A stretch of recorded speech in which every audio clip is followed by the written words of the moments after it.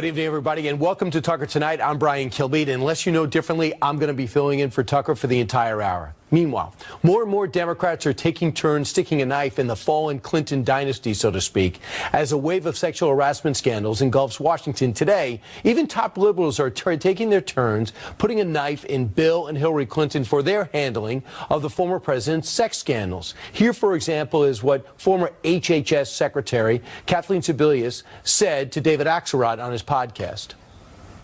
Everyone in politics knew about his behavior, and we looked the other way, and I think there's a lot of soul searching to be done. You bet, and that shouldn't happen ever again. Not only did people look the other way, but they went after the women who came forward and accused him. Was that fair criticism of Hillary, that she participated in that effort? Absolutely. I think it's very fair. Now's the courage. Linda Tripp was at the center of the Monica Lewinsky scandal 2 decades ago. She says these new attacks on the Clintons are disingenuous political posturing. Tripp told the Weekly Standard this: it's $1 late, and actually the phrase is, it's a day late and $1 short. Joining us right now, a guy that never messes up a phrase, Mark Steyn. He's author and columnist and wonderful person. Mark, no, this is no revelation. This is a political opportunity for those on the left to suddenly stand up and act as if that they're above it all. Where were they when it was really took courage to stand up to the Clinton dynasty? Yeah, they're basically doing it for political reasons. I mean, basically, this is the Clintons' Ceausescu moment. The apparatchiks underneath them have decided it's time to shuffle them off the rooftop into the helicopter, put them up against the wall, and then stick a couple of bullets in them. That's the moment they're facing. But the fact is that both Democrats and the media actually celebrated Clinton's behavior in the 1990s. It wasn't just that they trashed all those women, and it wasn't just that Gloria Steinem and other feminists. Gloria Steinem wrote the famous One Free Grope column for the New York Times, in which she said that the system worked.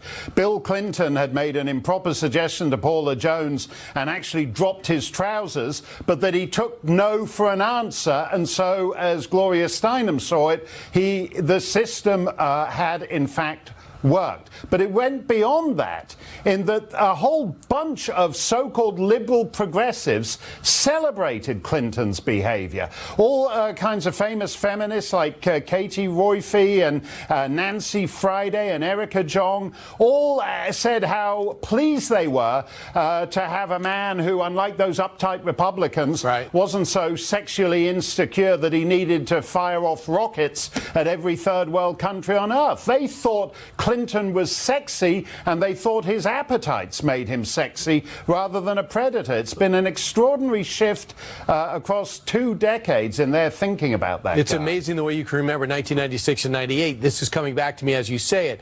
But do you also fault the American people and the Times? Because President Clinton left with a 60% approval rating. They said the Republicans overstepped. Newt Gingrich, it cost him his speakership. A lot of people who went after him looked so aggressive that it ended up boomeranging on Republicans. So the American people had a different mindset too. Is that fair, Mark?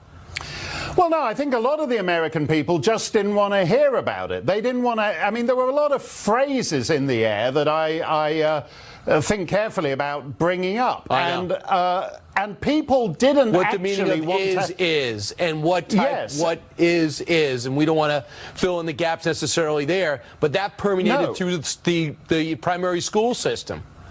That's right, and I think a lot of people just actually wanted to put their hands over their ears and say, no, I can't hear you.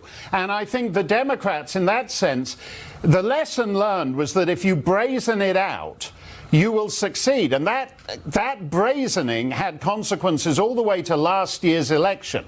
Because the only reason Hillary Clinton was a presidential candidate is because of the deal she did with Bill Clinton in 1998 and 1999, that if she didn't do what most self-respecting women would do and walk out on that guy, there would be a reward for her in the shape of a Senate seat in a state she'd never lived in, which led to her becoming Secretary of State, which led to her becoming presidential nominee. policy. But the fact of the matter is that feminists threw away 40 years of hard work by standing by Bill Clinton. There was the famous Nina Burley line in that she'd gladly perform various services on him in exchange for keeping abortion legal. In other words, to the liberal progressives, 20 years ago, the end justified the pants dropping. And you can't blame Harvey Weinstein and Al Franken and all the other guys for learning the lesson of that. Right. I think it's ends justifies the means, but the pants, I see the insertion there. So, Mark. Yeah, I got that phrase wrong just like you did at the top of the hour. All right, Brian. listen, you don't have to keep bringing up my mistakes. I'm probably not going to make another one until at least 2020. Mark, so let's game plan this out. Hillary Clinton's not going anywhere. And Philip Reines, the longtime aide, went back at Kristen Gillibrand, the senator who really looked at Hillary Clinton as a mentor. She took Hillary Clinton's seat. When she called out Hillary Clinton, Philip Reines went back. So the Clinton camp went back at those attacking her. Are we going to see a Democratic civil war? And then who will be left standing at the end? Well, it's not going to be the Clintons. I mean, you know, basically, I said it was the Ceausescu moment. If they're not actually going to be put up against the wall, it's something closer to like Robert Mugabe in Zimbabwe. There's like a little period of uncertainty, but basically people are figuring out that the future does not lie with these two people. When you had the big 25th anniversary party just last week, the fact of the matter is that that's the only relevance that Bill Clinton has to today's politics is the fact that there is that suddenly sexual harassment has actually become a burning topic in Washington and in Hollywood and even at PBS. And the fact of the matter is that he got away with it because he was brazen. Most people would have slunk out of public life in shame. And if you're wondering why Charlie Rose is walking around naked, when you have a president in the Oval Office who is a serial predator, why shouldn't some schlub of a host at PBS think he can get away with it too? Wow, that's a huge leap because Bill Clinton had his transgressions. Charlie Rose dropped his pants. That's what I'm going to leave Mark Steyn with on the Friday edition of Tucker Tonight. Mark, either you were very quiet during Thanksgiving and this is you opening up your spleen for us, or everyone was eviscerated at your table at the Steyn house on Thanksgiving. No, sorry. I'm a fortnight late and a farthing short, Brian. I think that's the phrase you were looking for. All right. Hey, enough phrases for today. Mark Steyn, for the power vested in me, you can go about your weekend now. Thank you. Thank you. All right, coming up.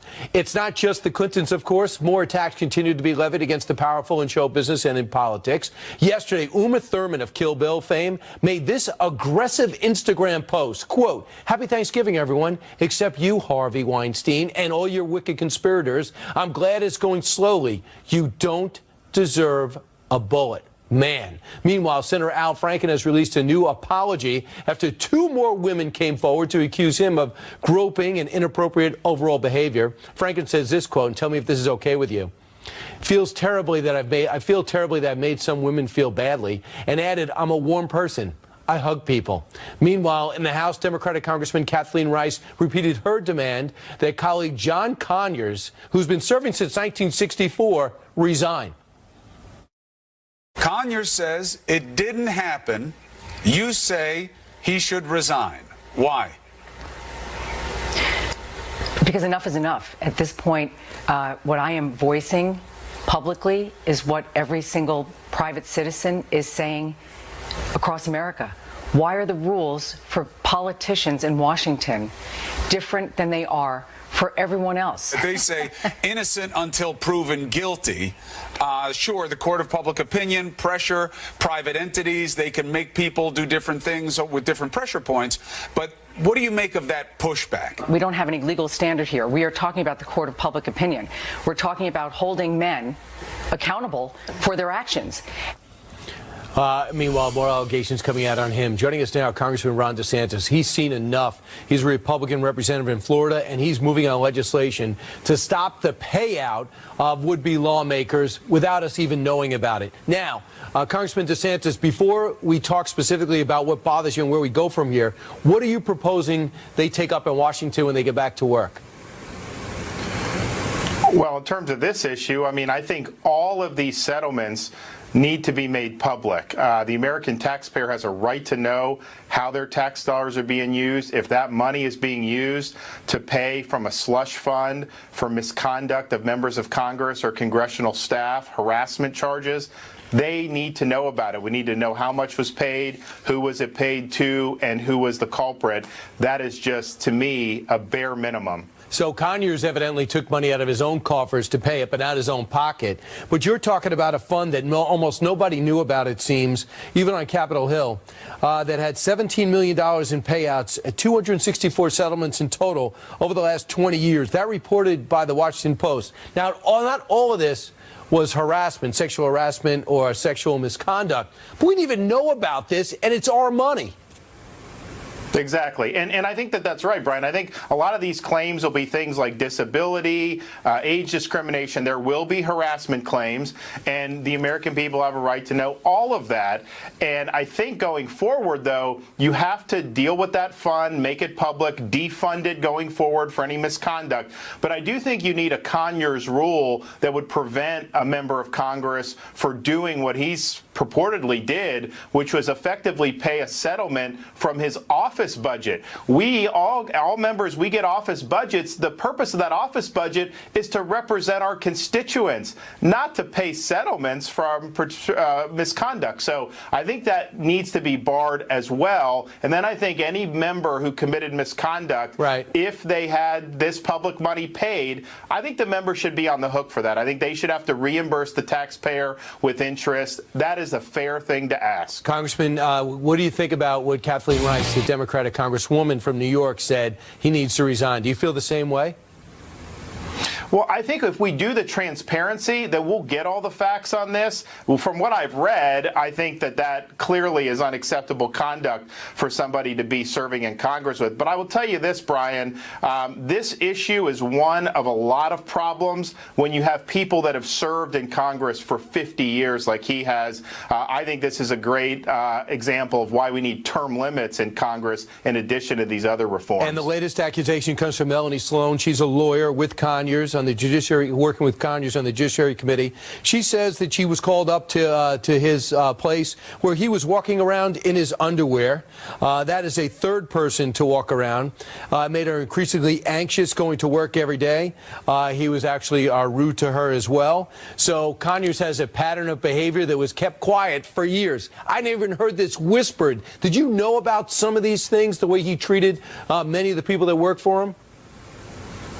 No, I mean, I didn't. I would really not have a reason to. I didn't necessarily travel in his circles. My understanding, though, is as this stuff has come out, that there's a lot of people who will now say, hey, we've heard some of this stuff. A lot of it's at the staff level because you have a lot of staff for him that were allegedly mistreated. And so that's not the way you're supposed to run your office. But I think what you're going to see now, if we can get this stuff made public, you're going to see a lot of stuff come out, Brian. But you know what? We need the truth on all of this. Yeah, and so far leadership says they didn't know anything about it. And if you get the money, in some of these cases $27,000, you're also told you take the money, you got to keep your mouth shut. This way, nobody ever finds out about it. Congressman Ron DeSantis, thanks so much for joining us. Thank you. All right, coming up straight ahead, the Russia investigation. We're going to talk about it. There are new signs that Lieutenant General Michael Flynn could try to turn against President Trump. Or are those signs being misread? We'll discuss it next.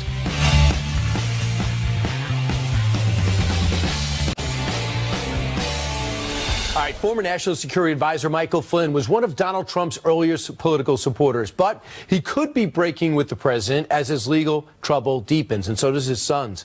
New reports today say that the general's legal team has stopped sharing information with President Trump's legal team, suggesting to some that the general could be cooperating with Special Counsel Robert Mueller. After all, he hasn't been indicted yet, and there's some things out there that could get him in legal trouble.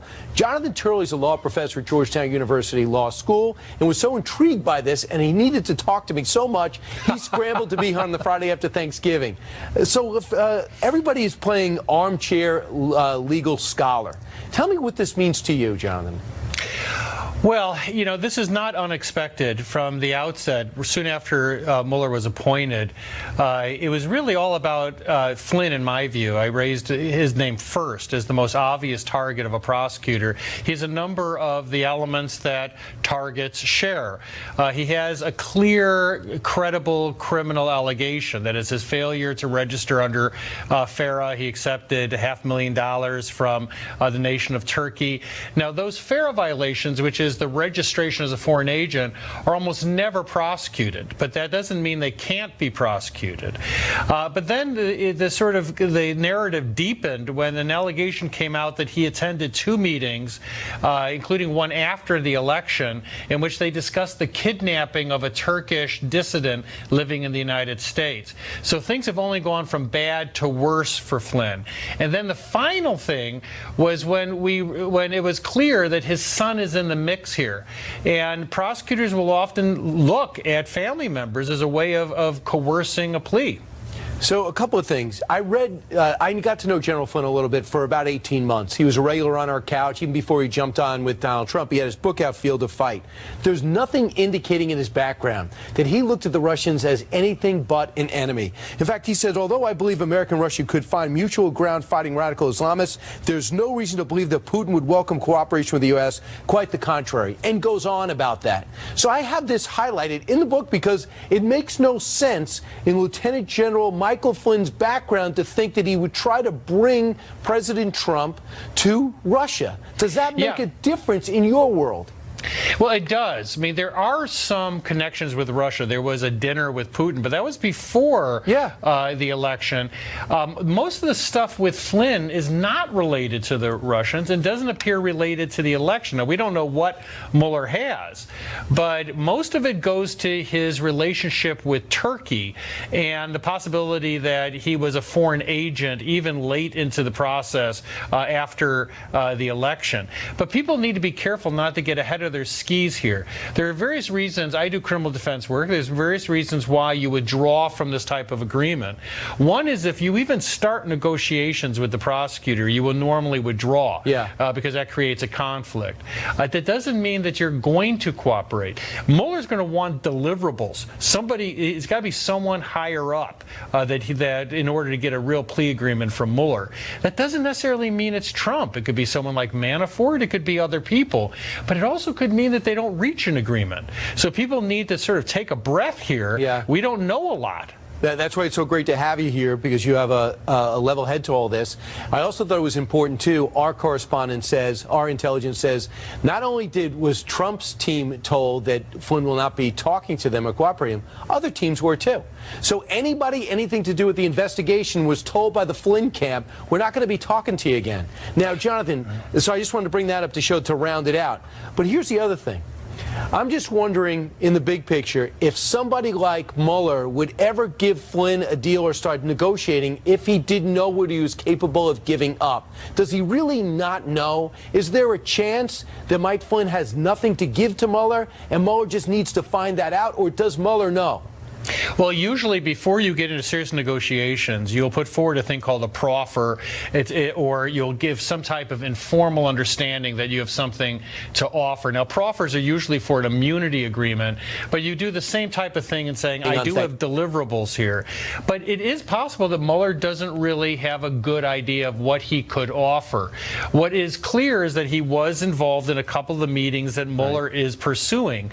But this is very early to assume he's got something significant for us or for Mueller. But frankly, he's always been the target that some of us have been wondering about. And when Manafort was indicted on FARA violations, all of us were thinking not of Manafort but Flynn, because you have to read that indictment and say, but for the grace of God go I, if you are General Flynn. I remember you saying that. You were surprised Flynn wasn't first or right after. There must be something going on. Professor Jonathan Turley, thanks so much. Thanks, Brian. All right, coming up straight ahead. Even the Thanksgiving holiday couldn't bring about a ceasefire between President Trump and the National Football League. We'll tell you about their latest battle and one owner who is thankful the president weighed in. Don't go away.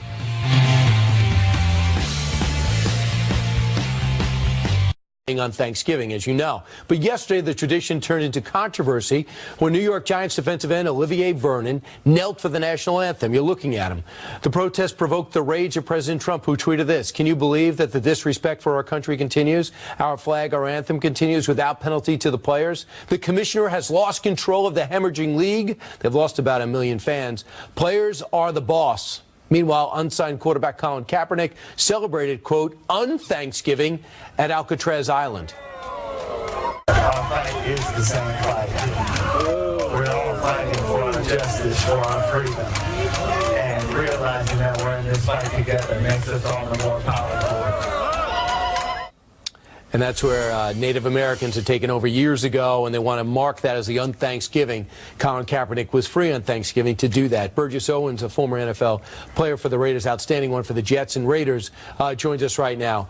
Burgess, your reaction to the one man taking a knee while a military member sang the national anthem? Well, you know, we have so many places to start here. Let's start off. I'm so glad that President Trump drew a line so we have this conversation we're having right now, because there's so much information that needs to get to these youngsters. First is this: the young man we're talking about that's taking a knee, he's making $54 million guaranteed. So what I'll suggest people like that doing is make sure those youngsters that are coming behind him realize that there is many ways that you can make in this country by overcoming and giving back. So at the end of the day, we just need to take this time we're talking about to be thankful. Start counting our blessings, and particularly black men need to teach our kids that this country lives us every chance we can to overcome and be the best we can be, which is being shown by the millionaires we have across this country. Burgess, he said, "I took a knee because of the racial inequality in our country and because of police brutality. It doesn't end just because it's a tribute to," by the way, on the weekend was a tribute to veterans over the series of a week of the last few weeks. Even though Michael Bennett said because he wanted to make sure the military knows they weren't showing a slight to them. Is the message getting muddled? Well, there's no message from the other side other than social justice, and I'm not really sure what that means. Economic justice is where you start the process, and these young men have a chance now. They're making millions of dollars. They can go back and talk about work ethic, get their kids educated, get jobs. How about this? How about starting businesses and have some of these youngsters that are unemployed working now? There are so many ways. The social injustice is something that's being pumped into the black community that is basically we just have to get past and recognize that there's ways we can work our way out of it by free enterprise and capitalism. That's where we get started with that. Burgess, is much different in your day. I remember Terry Bradshaw was the premier quarterback. He said he never made over $200,000, and he was rare. You guys had to have jobs in the off season. You had to do something else.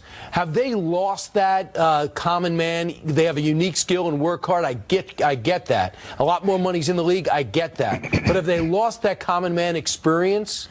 There's a lot that came out of that generation because of the generation that we had before us, that taught us to appreciate, to go and work. How about this, Brian? At the time I was coming through, we didn't have black quarterbacks, we didn't have black centers, middle linebackers, because that was the timing of that day. Now we have opportunities across the board. And the biggest part in those days, we did have to work in all season, so we actually cared about our character because we realized we had the vision to know that we had to make sure we made a positive impact, so when the same game was done with, we can go out and get a job.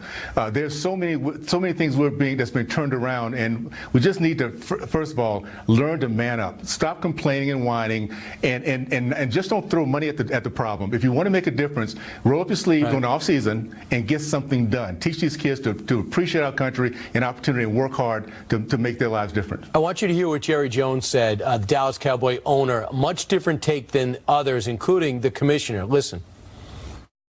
Donald Trump is a long-time fan of sport and a long-time fan of football, and has been involved as owner in professional football.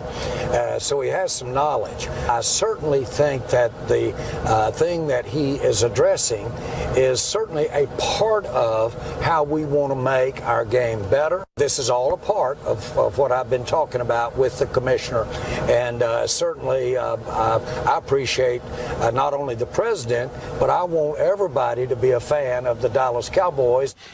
All right, the Cowboy thing aside, because it's hard for a Giant fan to be a fan of the Cowboys, Jones is speaking out. Well, what we have here is a difference in builders and managers. The commissioner is a manager. Jones and Donald Trump, President Trump, Pete Rozelle, these were builders. What I suggest is this, very simply. If I can give the commissioner some advice, why don't he do very simply, take the advice of builders, people who've made tremendous amounts of income, take the advice, learn how to rebuild the brand, and put aside ego, put aside all the other politics, and rebuild the company he was given charge to take care of. We need to get back to the basics. We really understood and appreciated the NFL for what it was, what it represented. Right. You guys got to get better medical benefits. That would be a real salute to previous generations like yours. Burgess Owens, thanks so much. Happy Thanksgiving, Brian. Thank you very much. Appreciate it. All right. Ready for a turn? Let's do it. A few days after the remarkable escape of a North Korean soldier across the border into South Korea, North Korea is digging in, literally. You got a new trench line that's being dug at the exact point where the border was, where the soldier escaped. Meanwhile, almost all the soldiers present when the man defected have reportedly been replaced, with the fate of those soldiers unclear, likely not good.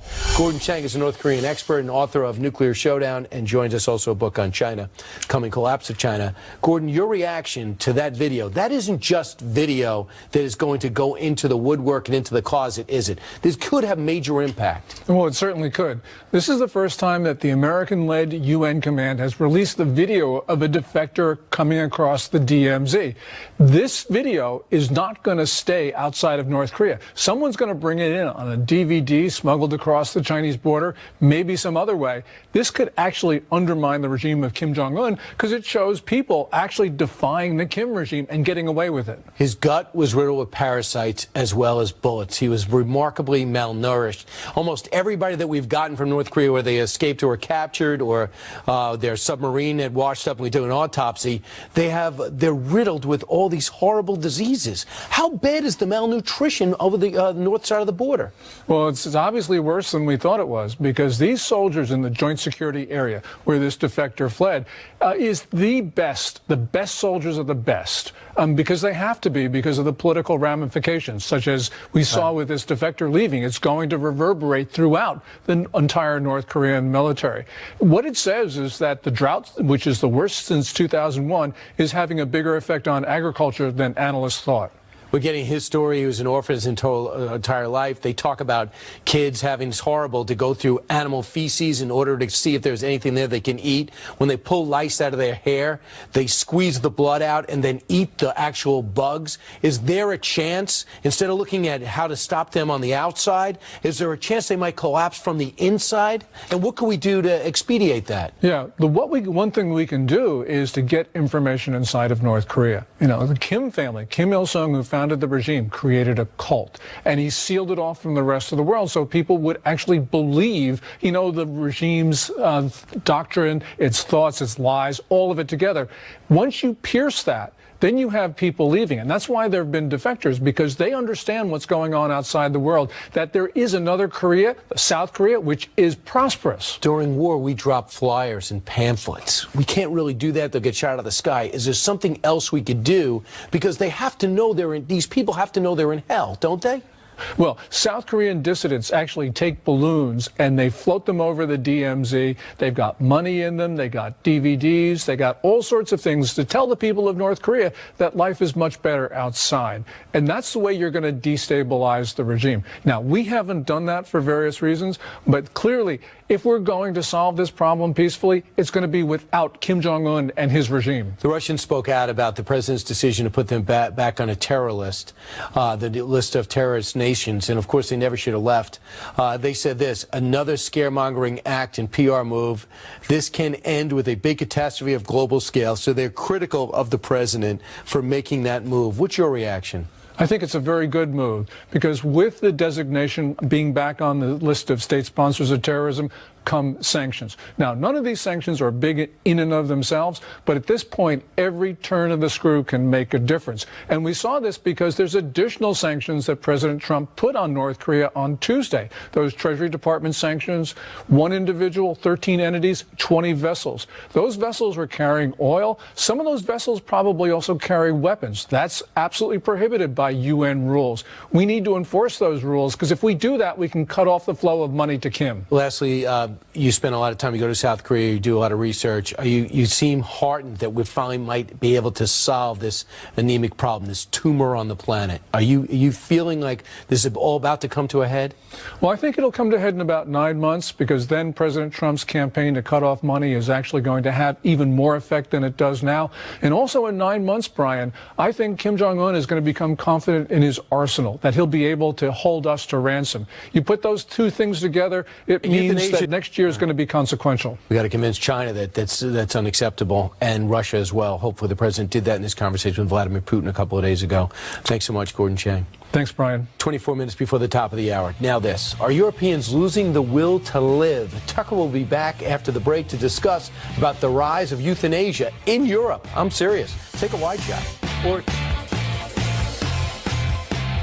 Euthanasia is still rare in the United States, but it's increasingly common in Europe. Tucker Carlson recently sat down with attorney Robert Clark to discuss the state of assisted suicide in the old heart of Western civilization. Mr. Clark, thanks for joining us. You represent Tom Mortier. Explain to an American audience not as familiar with euthanasia as practiced in Europe, his experience with European euthanasia laws. Yeah, absolutely. Well, Tom Mortier is a man who lives in Belgium, and he found out that his 64-year-old mother, who was physically healthy, she had no physical condition, he found out that she'd been euthanized the day after it happened, when the hospital phoned up his wife to ask them to come in and make the necessary arrangements. This isn't the day before it happened, it's not the day it happened, but the day after he gets this phone call to ask him to come and make the necessary arrangements. And what was his response to this?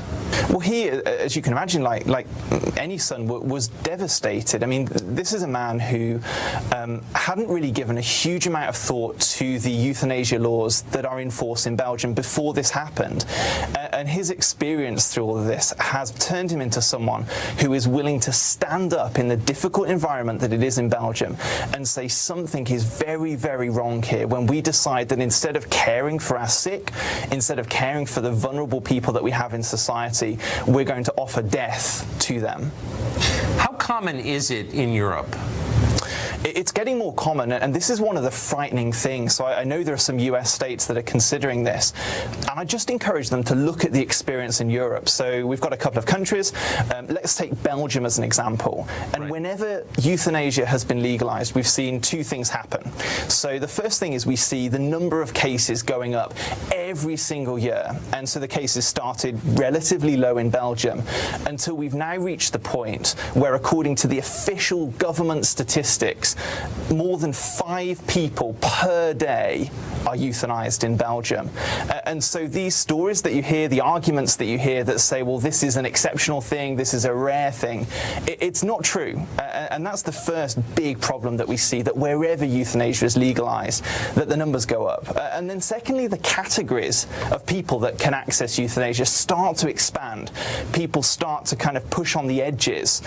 Those that originally said, well, this is going to be really, really rare, start pushing out. So again, let's go back to Belgium and see what actually has happened. So 2014, Belgium extended its law to allow child euthanasia. So there is no lower age limit in Belgium at all. A child, as long as they understand, whatever that means, that what's happening to them, can choose to be euthanized. And then most recently, I saw a proposal in the Netherlands for people who are just tired of life. So no physical condition, no mental condition, just people who are tired of life. And so this is what's really sinister here, because you see a law that people argue for as an exception, but that is never what it becomes, and you can see that pattern wherever euthanasia has been legalized. So a particularly sinister element of this is the economic part of it. So it's obviously much cheaper to kill people than to treat them, either for their diseases or their depression.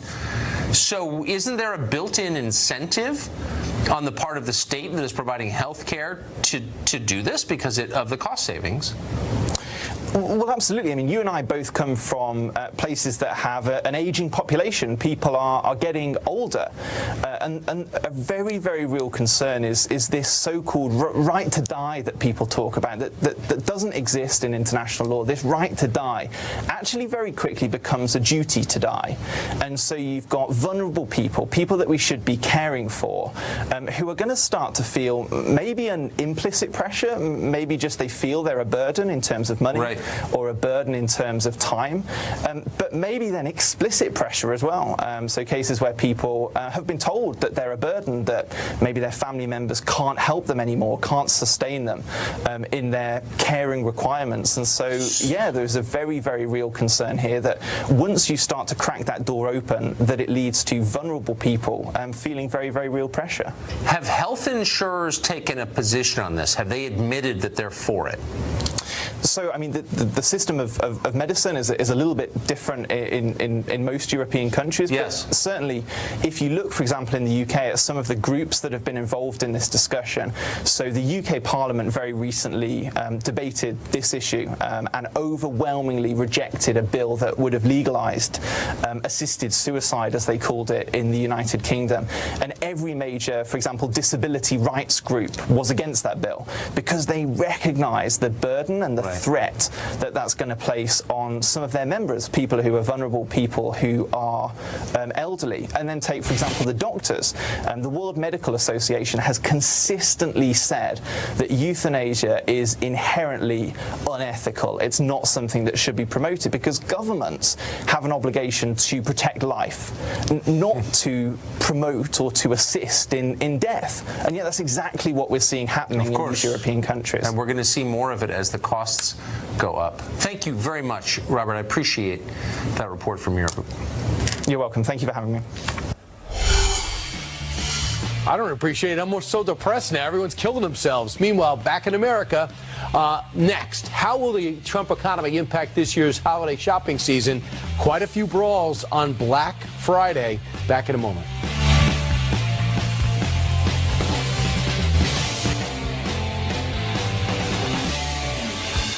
Today was Black Friday. It's almost over, which is the day America engages in one of its most embarrassing traditions, stampeding and fighting to take possession of commercial trinkets. Here's some video of the mayhem. Let's go! Let's go! Let's go! You're breaking it.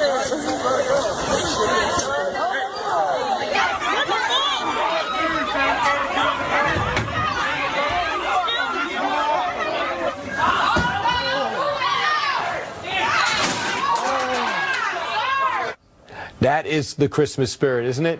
Not all stores look like that, though. Some places were really doing well. The economy's humming, after all. There was a lot of reasonable people out there shopping. Some consumers and retailers were kind of happy with what they saw this holiday season as it officially kicks off. Heather Herzog is a retail analyst and joins us right now.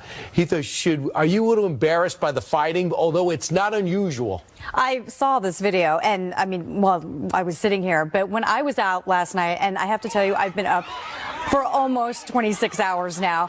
When I was out at Walmart and a lot of the other stores, I didn't see anything like this. Everyone was very calm, very orderly. There was very little store traffic in many of the stores that I visited. So I think that from what I saw, especially, I mean, I didn't transport myself to the middle of the country or the West Coast, but from the stores that I saw on the Eastern Seaboard, people were very calm. The worst brawl seemed to be Alabama. They say more than 6,000 stores have closed so far in 2017. Most of any year on record, and 65,000 fewer retail jobs in America. When will this trend continue, or is this as bad as it's going to get? You know, I think every year you see retailers shutting their doors. This isn't a trend in retail that's uncommon.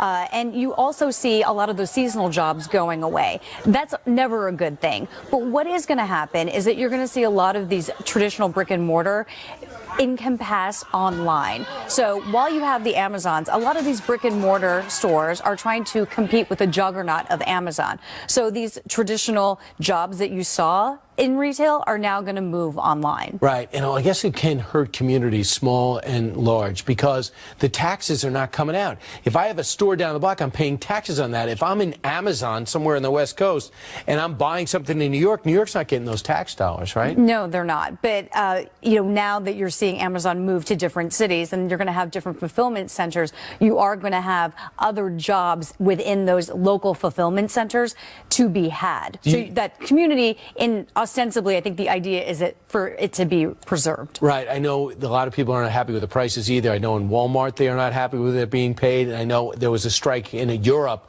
at Amazon because they're not happy with it being paid. So the wages have to go up to make these jobs likable. Definitely. But I did speak to some Walmart employees yesterday, especially because they were working on Thanksgiving. And you want to know, why are you there? And a lot of them seem very happy to be there. In fact, they were getting paid. They were saying that, and I didn't coerce them into saying this, they said that they were being paid a fair wage. Gotcha. In fact, they were happy to be there. Heather Herzog, thanks so much. Thanks for having me. Get some rest. Okay. All right, back to wrap things up in just a moment.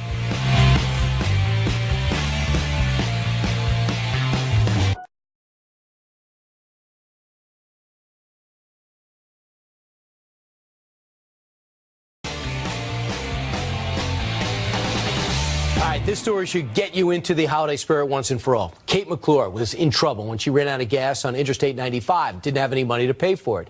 Johnny Bobbitt Jr., a homeless Marine Corps veteran who sat near the highway, helped her by spending $20 and going to get the gas himself for her. Now McClure and her boyfriend are repaying Bobbitt by starting a new GoFundMe page on his behalf. So far it has raised, get this, more than $300,000. And thanks to that money, Bobbitt is off the street and plotting out how to rebuild his life. As of right now, we have that much. I can't get there. $1,764. That changes my life right there. $1,764. That changes my life. The $769 changes my life. Everything. Nice. Bobbitt hopes to use his good fortune to pay forward one day. Meanwhile, that's it for us tonight. Tucker will be back on Monday night at 8 o'clock. If you see him in the street, please tell him he has to work on Monday. I'll see you on Fox and Friends on the Brian Kilmeade radio show from 9 to noon. And be sure to check out my brand new book, Andrew Jackson, The Miracle of New Orleans. If you can't